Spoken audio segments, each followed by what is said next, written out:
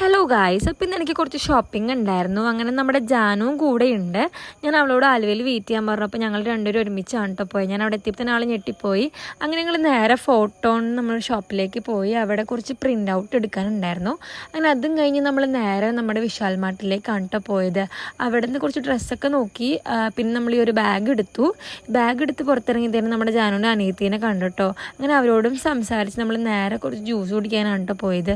ഞങ്ങൾ 2 പൈനാപ്പിൾ ജ്യൂസും ഒരു ചിക്കൻ നഗറ്റ്സും ഒരു മൊമോസാണ് കേട്ടോ ഓർഡർ ചെയ്തത്. അങ്ങനെ അതും കഴിച്ച് ഞങ്ങൾ നേരെ തിരിച്ച് നമ്മുടെ പൂ മേടിക്കാൻ വേണ്ടി പോയി.